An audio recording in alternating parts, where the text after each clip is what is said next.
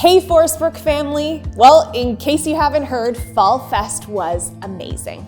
Our parking lot party hosted about 400 people, neighbors and friends and family, and the party buzzed for the entire 3 hours, start to finish, full of smiling faces and people enjoying the day. We ran out of food more than once, which is the best problem to have.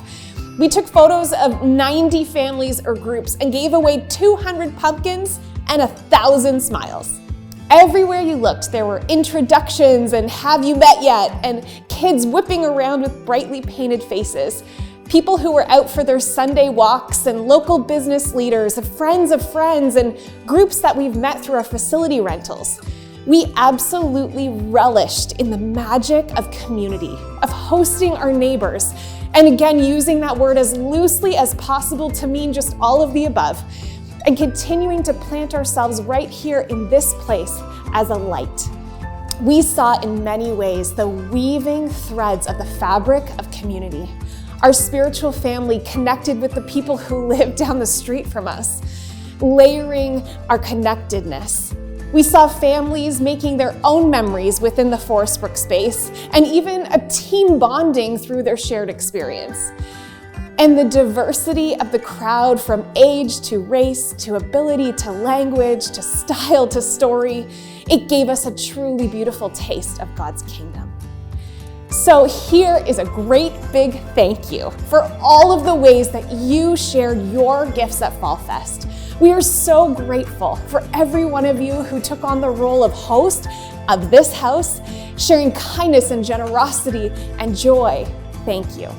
And also, I think there's a challenge here for us. As we ride high on the awesomeness of Fall Fest, when we look back to Sunday, would you consider with me, what pieces of that festive neighborhood magic are we supposed to take with us and carry forward into the rest of our church family life?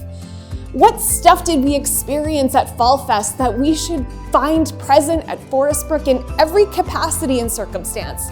How do we bottle up a little bit of the spirit of that time together and take it forward to inspire what we do next and to inspire our everyday? What things should be just as regular as breathing for us? What are the unforced rhythms of grace, if you will? I don't think there's just one way to answer this question, just as there's no one way to answer how we love our neighbors or how we worship God. But in that picture of the diversity of the kingdom, the gathering up of all people from every fabric to form the tapestry, as you reflect and as you imagine that beauty, see if you can find yourself there. Identify the space that you take up, how you shine when God sets you free and on fire, and imagine yourself. What do you hear? What do you see? What do you sense? What's the stuff God's asking you to take just a pinch of and bring forward into your everyday routines and your orbits of influence? And what are the things that He's going to use you to share within our church family? Maybe we end how we began this fall season by simply asking God to keep revealing Himself to us, to keep showing us how and where He's at work around us, to keep refining our perspective to help us see what He does.